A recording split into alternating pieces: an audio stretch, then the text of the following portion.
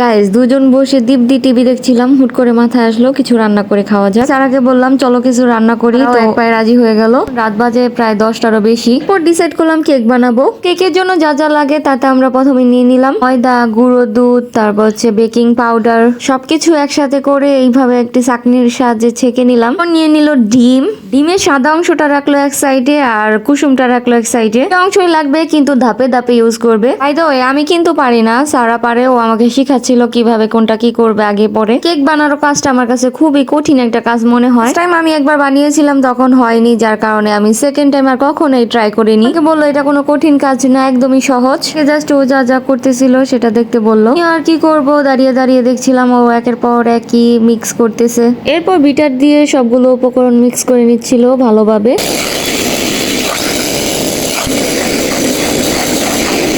সবগুলো উপকরণের সাথে মিক্স করলো চিনি কিন্তু ও ব্লেন্ডার দিয়ে পুরো ফাঁকি করে নিয়েছিল আগে। এরপর আবার শুরু করলো লাড়া, চিনি সারা নাই বা চিনি সারা নাই বা চিনি দিয়েই নিল। সবগুলো উপকরণ মিক্স করে নিল। এখানেই শেষ না, এরপরে এখানে অ্যাড করলো সয়াবিন অয়েল। কেন ও সবগুলো উপকরণ পরিমাণ মতো দিতেছিল, বাট আমি এত পরিমাণ জানি না, তো আমি কেক বানাতেও পারি না, এই জন্য আমি বলতেও পারি না। সয়াবিন অয়েল দিয়ে মিক্স করার কিছুক্ষণ পরে দেখলাম ও হচ্ছে ডিমের যে অংশটা ছিল ডিমের অংশটা দিয়ে আবার মিক্স করা শুরু করলো। তো কি কি দিয়েছিল সেটাই আমি দেখেছিলাম, আর বাকি কতটুক দিয়েছিল সেটা আর আমি দেখিনি। ভিডিওটা যখন এডিট করি তখন আমার কিছু মনে ছিল না। তাই দেখলাম ও হচ্ছে ফ্লেভার ইউজ করেছিল লেমনের। ওর আবার শুরু করে দিল মিক্স করা।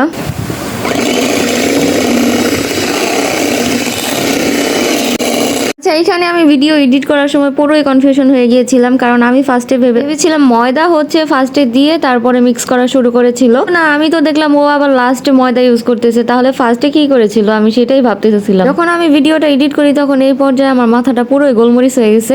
দেখলাম হচ্ছে ময়দা দিয়ে ও আবার হচ্ছে ভালো করে মিক্স করতেছে। কথা হচ্ছে তাহলে ফার্স্টে কি করেছিল, ফার্স্টে ওইগুলি কি ছিল। যাই হোক, আর মাথা খাটাতে পারছি না। যদি আপনারা কেউ কেক বানানোর রেসিপিটা স্টেপ বাই স্টেপ জেনে থাকেন তাহলে আমার কমেন্ট বক্সে শেয়ার করতে পারেন। রেসিপিটা আসলে আমার জানা খুব দরকার, কারণ ভিডিও দেখে পুরোই আমার মাথা একদম হজবড় হয়ে গেছে। এরপর সবগুলো উপকরণ একসাথে মিক্স করলো। মিক্স করার পরে ভিডিওতে দেখা এরকম একটা স্টেনে ও প্রথম তেল নিল, ব্রাশ করে নিল, এরপরে উপরে কিছু ময়দা দিয়ে ছিটিয়ে দিল। ময়দাটা এইভাবে ঝেড়ে ঝেড়ে লাগিয়ে নিল। এরপর কেকের পুরো ব্যাটেলটা ঢেলে দিল হচ্ছে স্টেনে। ব্যাটেলটা খুবই আস্তে আস্তে দিল যাতে কোনো বাবল না থাকে। কেকের ব্যাটেলটা পুরো মাশাআল্লাহ একদম স্মুথ ছিল। আমিও স্টেনারটা পুরো ঘুরিয়ে ঘুরিয়ে দেখছিলাম কোনো বাবল আছে কিনা। দেখলাম যে না, পুরো পারফেক্ট আছে। এরপর এটা নিয়ে আমরা চলে গেলাম মাইক্রো ওভেনে দেওয়ার জন্য। তারা ওভেনের টাইমিং সেট করে দিয়েছিল টোটাল কত মিনিট সময় লাগবে। তো আমরা যখন এই ব্যাটেলটা পুরো কমপ্লিট করে মাইক্রো ওভেনে দেই তখন মেবি সময় 11টার মতো। আমরা এটা টাইম ঠিক মতো সেট করে দিয়ে চলে গেলাম নেক্সট স্টেপে, যেটা হচ্ছে আমরা কেক ডেকোরেশন করব। উপরে ক্রিমটা এখন তৈরি করব আমরা।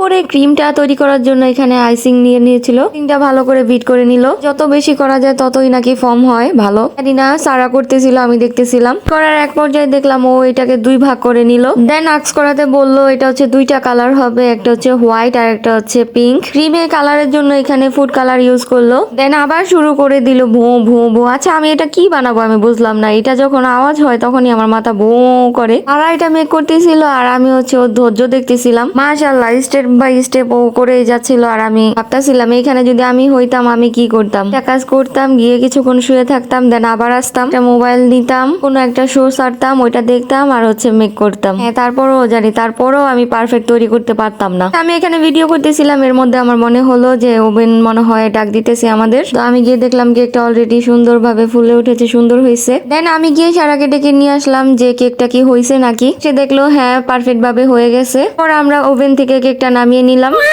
এরপর সারা স্টেইনার থেকে ধীরে ধীরে কেকটা নামিয়ে নিল। সাবধানে কাজটা করলো। এক তো স্টেইনারটা গরম ছিল, আবার হচ্ছে পুরা করলে কেকটা যদি ভেঙে যায়, এই জন্য। ইনশাআল্লাহ কেকটা কিন্তু খুবই পারফেক্ট হয়েছে। কি বোঝা যাচ্ছে কেকের থিকনেসটা খুবই পারফেক্ট আসছে। এবার আমরা একটি রাউন্ড শেপের মধ্যে কেকটা রেখে কাটা শুরু করলাম। আমাদের কাছে কেক টার্ন টেবলটা ছিল না, এইভাবেই আমরা কাটিং টু ফিটিং করব এখন কেকটাকে। সারা এই কেকটাকে 3টা লেয়ার কাটবে। লেয়ারটা খুব সুন্দরভাবে পারফেক্ট ভাবে কেটে ফেলেছে। পরে এটার মধ্যে অ্যাড করলো সুগার সিরাম। করে কেকটা মেবি সফট হবে আর হচ্ছে একটু মিষ্টি মিষ্টি লাগবে। একটু করে সব জায়গায় দিয়েছিল, জায়গায় বেশিও না কমও না, প্রপার পারফেক্ট ভাবে দিল। সেম ভাবে আবার থার্ড লেয়ারটাও কেটে নিল, ভাবে 3টা লেয়ারই কাটিং টু ফিটিং হয়ে গেল। এরপরেই শুরু হয়ে গেল আজকের আমাদের মেন কাজ, এটাকে ফাইনাল লুক দেওয়া। আর যেটা ছিল খুবই একটা কম্পিটিশন আমি বলবো। দেখাচ্ছে কেক ডেকোরেশন করার মতো কিছুই ছিল না, তো ছুরি দিয়ে হচ্ছে সবগুলো ক্রিম এইভাবে মেখে দিল। হচ্ছিলাম একদম মিক্স করার জন্য যাতে পুরো কেকটার মধ্যে ক্রিমটা প্লেন ভাবে লেগে যায়, কিন্তু কিছুতেই সেটা হচ্ছিল না। কারণ আরে আমরা তো প্রফেশনাল না, আমাদের মন চাইছে আমরা করতেছি, বুঝছেন। পর্যায়ে আমাদের মনে যা চাচ্ছিল আমরা তাই করছিলাম। একটা না একটা দিক তো হবেই, অবশ্যই পারলেই চলে, বাকিটা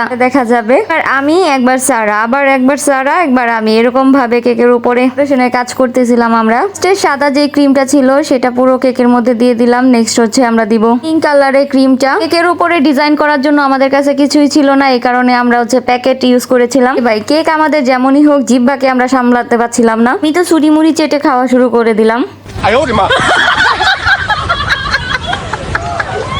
দাঁড়িয়ে থেকে আমি আর ধৈর্য ধরতে পারতেছিলাম না। সারা যখন কেকের ডিজাইনটা করতেছিল তখন মেবি বাজে রাত 12টার বেশি। ওকে, এই পর্যায়ে সারা যখন হাতে পিঙ্ক কালারটা নিল, আমি ভেবেছিলাম ও হয়তো বা কোনো ডিজাইন করবে, তো আরে না, ও তো এইটাও পেঁচানো শুরু করলো।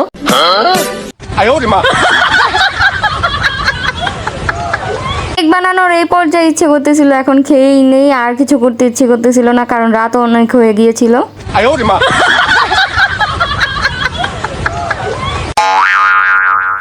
মজার কথা শুনেন, আমরা এই পর্যায়ে যখন কেকটা টেস্ট করতেছিলাম তখন আমাদের কাছে একটু মিষ্টি কম লাগছিল। এই জন্য সারা বুদ্ধি করে ড্যানিশ মিল্ক পুরো কেকের উপরে ছড়িয়ে দিল, করে মিষ্টির ব্যালেন্সটা ঠিক হয়ে গিয়েছিল। আমাদের এই রাত 1টা বাজে কমপ্লিট হয়ে যাওয়া কেকের নাম দিয়েছিলাম আমরা আমন চায় তা কেক।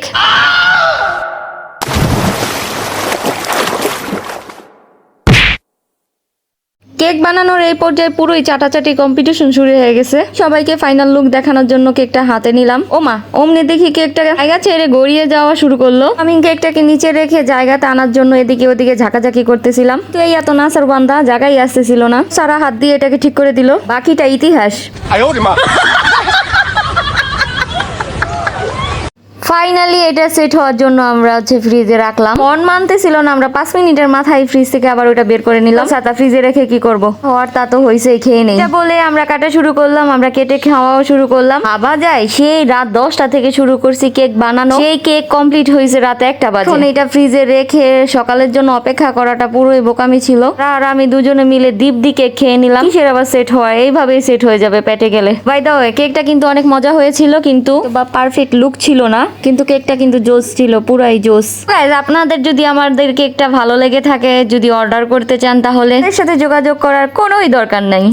নেক্সট টাইম হয়তো এর থেকে বাজে হতে পারে, ভালো হতে পারে, সেম কিছু আমরা আবার দিতে পারবো না। আপনারা এইরকম কেক খেতে চাইলে নিজেরাই বাসায় তৈরি করুন, চেষ্টা করুন, হয়ে যাবে ইনশাল্লাহ।